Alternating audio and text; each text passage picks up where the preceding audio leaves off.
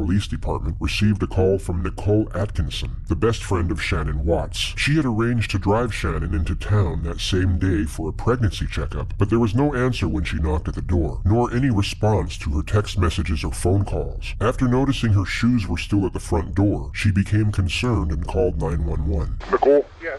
Okay. What's going on? So, my friend, we were out of town for a business trip this weekend. Right. And I dropped her off at 2 o'clock this morning. She's 15 weeks pregnant. She wasn't feeling well, and she had a doctor's appointment this morning at 9, and I told her to let me know if she needed me to take her. She's got 2 little girls. I've called, I've texted. Her car's in the garage. Her shoes she wears every single day are by the front door.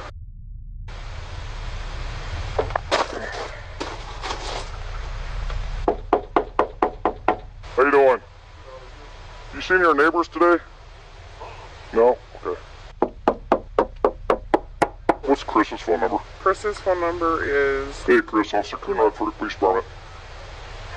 Pretty good. So, do you have any idea where your wife is?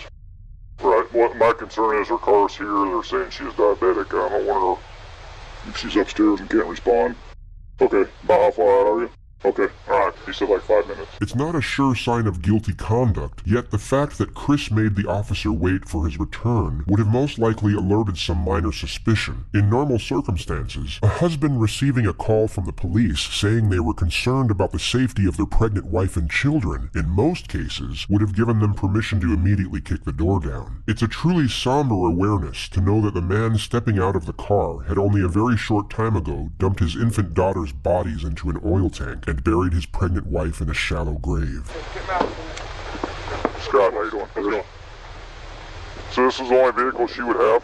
Only one that She would drive? Okay. The familiar routine for anyone checking for someone's presence inside a house, whether it be an emergency or otherwise, is to immediately call out to them for instantaneous reassurance. Chris remains silent, but instead feels the need to examine his wife's car before subtly sneaking through the internal garage door. He then disappears for 1 minute and 7 seconds before letting the neighbors and police officer inside. Only Chris will know what he carried out during that time period, but it's safe to assume that his curious behavior was not going unnoticed, made evident by the unsettled gaze of Nicole as he opens the door. Mind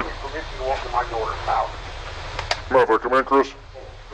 There were multiple key moments captured from inside the house, which may not have been noticed immediately by the officer, but would have no doubt been gathered by forensics upon further investigation. The most overt peculiarity was Chris's interaction with his phone. The guise of his thumb movement would have given the impression he was texting someone, which would have seemed very peculiar, as the normal response would be to frantically call people rather than text given the circumstances. Hindsight gives us a clearer picture of Chris's introversion, which is that he was most likely using his phone to avoid eye contact and progressive dialogue with the officer.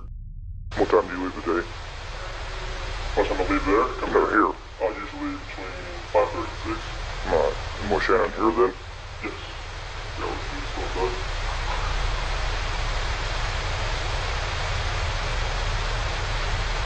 Does she usually watch the kids, or you have daycare or watch them? She usually watches the kids if they're not at school. Okay. You guys have any kind of issues, marital issues, or? We're going through separation. You are? How's that going? It's going Civil for the most part, or?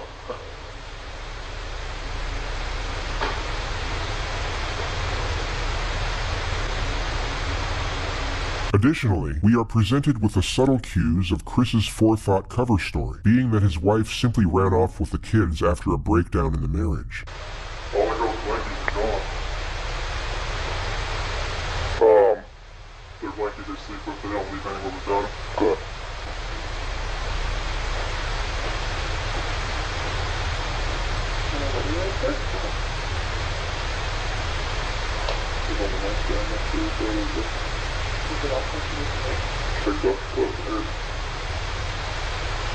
The rest of Chris's conduct could be analyzed and dissected in various ways, and it would be easy to pick at certain oddities in body language and link them with signs of guilt. Yet, without the hindsight we have now, his behavior could just as easily be linked with an innocent man who is understandably concerned and frantic over the disappearance of his family. His very conservant neighbor, however, had the perceptual advantage of knowing Chris on a semi-personal level, and could analyze his kinesics in a far more accurate manner than the police officer. You just want to go talk to him? I'm going to get his info real quick.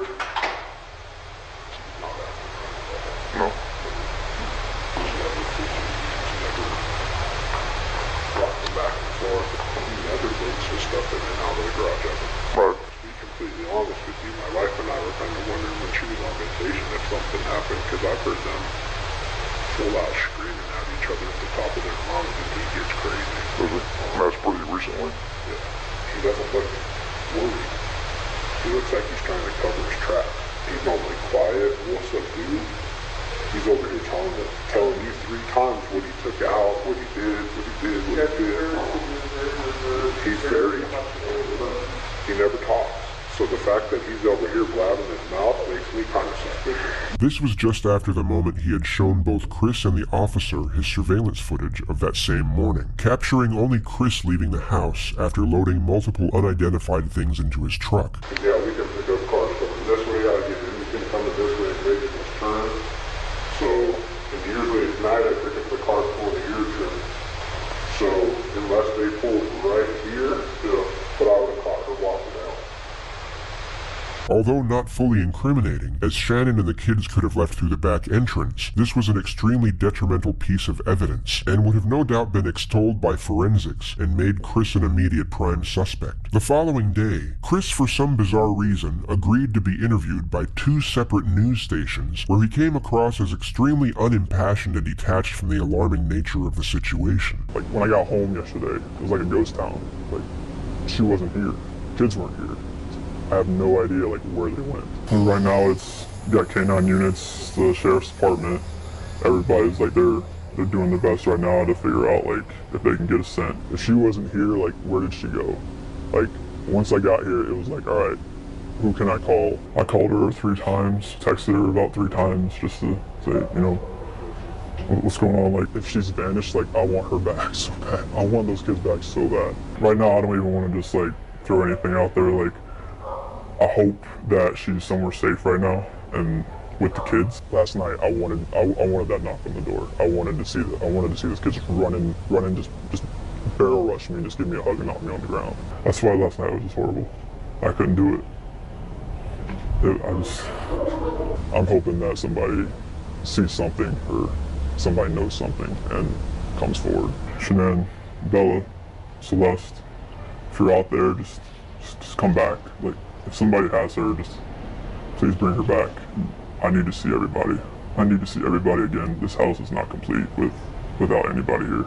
Please bring her back. This could have been construed as shock trauma, where a person will turn numb and retreat into themselves as a means of escape. Yet the viewers watching this live from home were probably thinking what we as the retrospective audience already know. He was called in for questioning 4 hours later.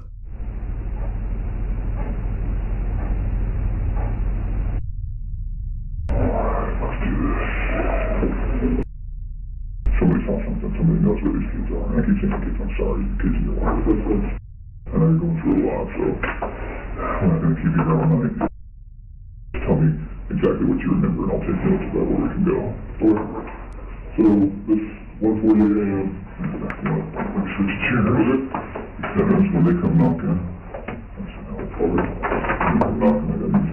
One of the oldest and most commonly used techniques is for the interrogator to sit between the door and the suspect. This is for the purpose of heightening the feelings of isolation and dependence. It's an indirect subliminal message, letting Chris know that the only way out of that room is through the detective. It's an excellent tool for stripping away confidence, thus increasing the telling signs and body language when information is fabricated.